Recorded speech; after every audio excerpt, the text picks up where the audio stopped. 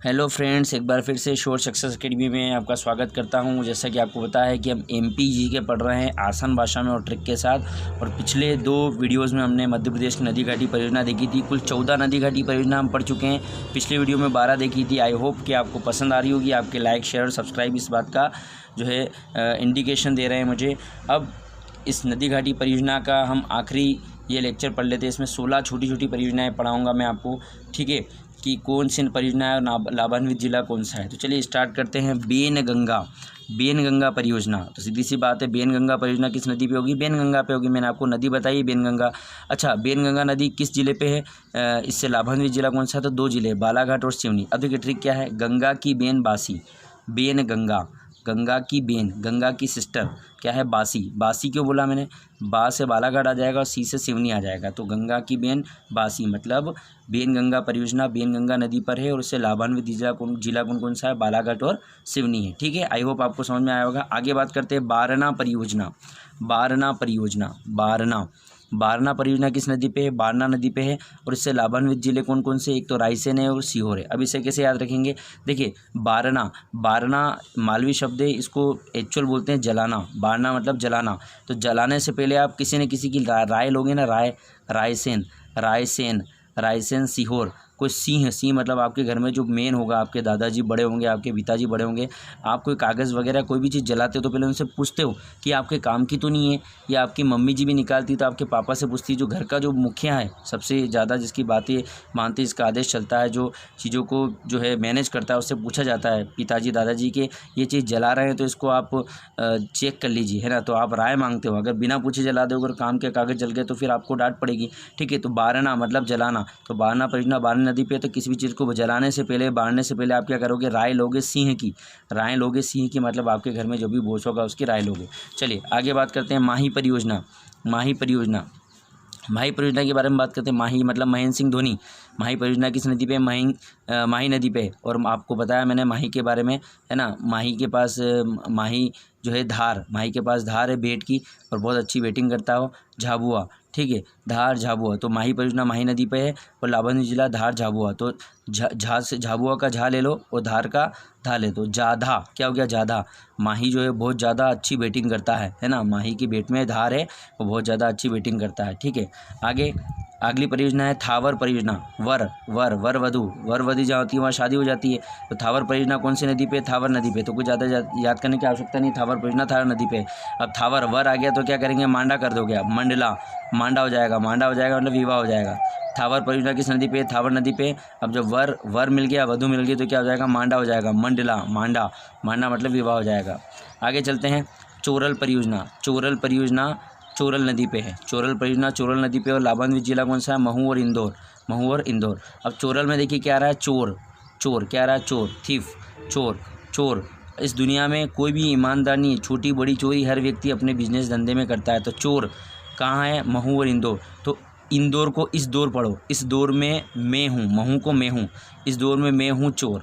हर व्यक्ति चोर है, कुछ न कुछ, है ना। लीगली या इनलीगल रूप से जो है वो चुरा रहा है ना। या तो बड़ी चोरी कर रहा है, छोटी चोरी कर रहा है, अपने काम में मक्कारी कर रहा है। मतलब चोरी तो कर रहा है वो, काम में चोरी करो, कोई चुराने वाली चोरी करो, झूठ बोलने वाली चोरी करो, कुछ न कुछ तो कर रहा है। तो चोरल परियोजना चोरल नदी पे है और चोर कौन है? मैं हूँ। किस में? कहाँ पे? इस दौर में, ठीक है। आगे बात करते हैं पेंच परियोजना। तो पेंच परियोजना पेंच नदी पे है ना। पेंच परियोजना तो डिटेल में बताया मैंने आपको, पेंच राष्ट्रीय उद्यान, अभ्यारण्य सबके बारे में। तो इसमें मुझे बताने की आवश्यकता नहीं। पेंच परियोजना बालाघाट और छिंदवाड़ा में आपको याद ही है। आगे बात करते हैं जोबट परियोजना। जोबट परियोजना के बारे में बात करते हैं। जोबट। अब जो बट मतलब भट्ट करके आवाज़ आती हो, तो ये किस नदी पे? हथिनी। ये बहुत महत्वपूर्ण है आपके लिए, क्योंकि यहाँ परियोजना नदी से लिंक नहीं है, अलग नाम है। तो जो बट हथिनी या हाथी जो चलता है तो उसके पैरों की आवाज़ आती है भट्ट। तो भट्ट किसके पैरों की आवाज़ आती है? हथिनी की। हाथी के पैरों की आवाज़ बहुत विशाल होता है, बहुत ज़्यादा वजन का होता है जब ज़मीन पे टकराता है उसका। और अगर पट्टियों पे चलने के लिए बोलती तो बहुत ज़्यादा आवाज़ आएगी, पत्तियाँ टूट जाएगी, है ना। जो बट आवाज़ करता है, जो भट्ट आवाज़ करता है वो कौन है? हाथी है। तो हथिनी नदी पे है, ठीक है। अब जो हाथी जैसा व्यक्ति है वो किसी की गुलामी करेगा क्या? भले ही जंगल का राजा कौन है? शेर है, लेकिन जो हाथी जैसा होगा, जो हाथी जैसा विशालकाय होगा, ताकतवर होगा, किसी गुलामी करेगा नहीं।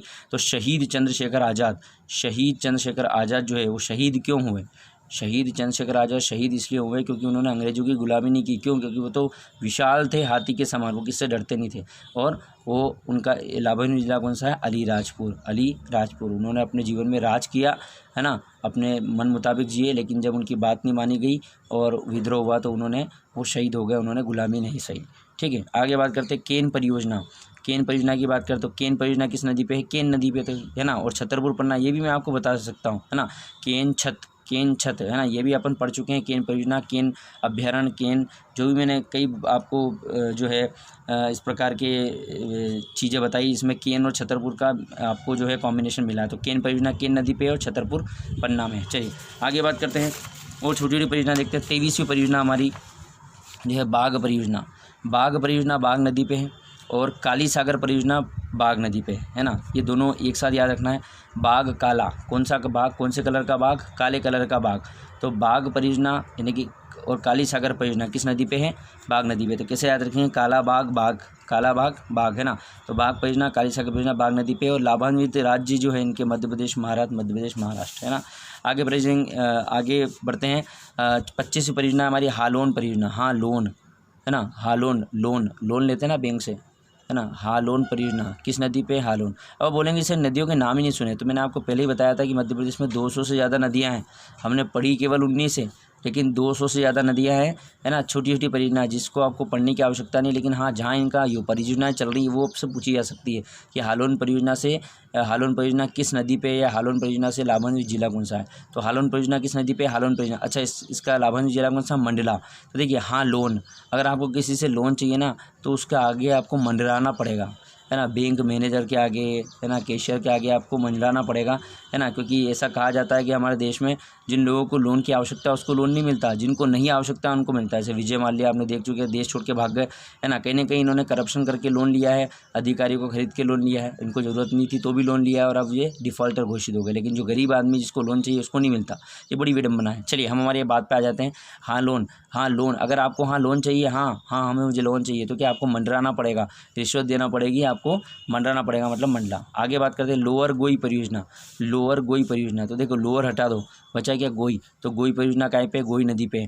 अब देखिए अपर पढ़ाया था मैंने, तो अपर में डिंडोरी था, ऊपर डोरी बनती है। अब जब कोई चीज़ लोअर है तो उसको बढ़ाना पड़ेगी, है ना। आपका लेवल, आपका जो परफॉर्मेंस बहुत लोअर है, आपको बढ़ाना पड़ेगा। आपकी पढ़ाई बहुत लोअर है, आपको बढ़ाना पड़ेगी। तो बड़वानी बोलते हैं ना, तेरा परफॉर्मेंस बहुत लो है, तू बड़वानी है, नहीं तो बाहर हो जाएगा, तो किसी काम का नहीं रहेगा, है ना।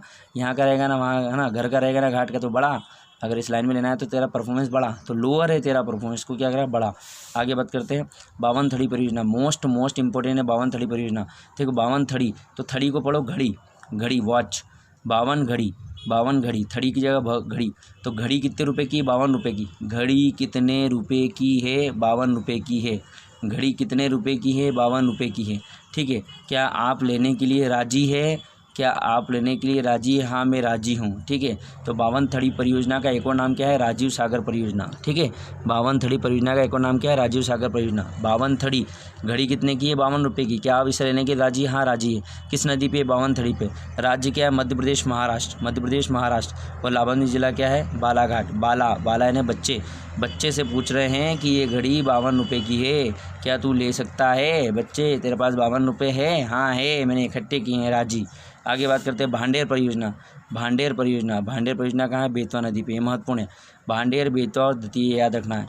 भांडा फूटता है ना। भांडा फूटेगा तो फोड़ने के लिए कुछ तो चाहिए, तो बेत, लकड़ी। भांडा फूटेगा, भांडा होता है ना, भांडा फूट गया तो फूटने के लिए कुछ तो चाहिए, तो क्या चाहिए? बेत। तो भांडेर परियोजना बेतवा नदी पे है। और दतिया जिला, ग्वालियर और भिंड, बेसिकली दतिया जिला सबसे ज़्यादा इससे लाभान्वित है। आखिरी 2 परियोजनाएं बची हमारे पास। देजला देवड़ा परियोजना। देखिए जला, कोई व्यक्ति जलेगा, आग लग गई तो क्या करेगा? खड़े रहेगा वहीं पे, हैं। छत पे आग लग गई तो खड़ा रहेगा, है ना। तीसरे फ्लोर पे आग लगी, खड़ा रहेगा नहीं, भगेगा, कूदा, है ना। तो नदी कौन सी? कुंदा नदी। कूदा क्यों कूदा रे भाई? तू मर जाता तो? अरे भाई नहीं कूदता तो जल के मर जाता, है ना। दे जला देवड़ा, तो जला परियोजना कहाँ है? कुंदा नदी पे। और गोन यानी भागना, है ना, याद आ रहा है। जब व्यक्ति जलेगा तो कूदेगा भी और गोन भागेगा भी। तो देजला देवड़ा परियोजना, कुंदा और खरगोन। आखिरी परियोजना है सुकता परियोजना। सुकता परियोजना सुकता नदी पे है और ये खंडवा खंडवा, है ना। किसी चीज़ के खंड कर दो, है ना, बड़ी चीज़ें छोटे छोटे टुकड़े कर दो तो जल्दी सूख जाती है ना। बड़ी चीज़ें एकदम नहीं सूखती, बड़े कपड़े एकदम नहीं सूखते। छोटा सा कपड़ा आप धो के सुखाओ तो जल्दी, क्योंकि उसके खंड होते हैं। तो सूखना है, किसी चीज़ को सुखाना है तो उसके खंड कर दो, ठीक है। तो आई होप आपको ये 30 परियोजनाएं जो मैंने आपको 3 वीडियो के अंतर्गत बताई आपको पूरी समझ में आई होगी। अगर समझ में आई है तो लाइक करिए, शेयर करिए, सब्सक्राइब करिए। धन्यवाद।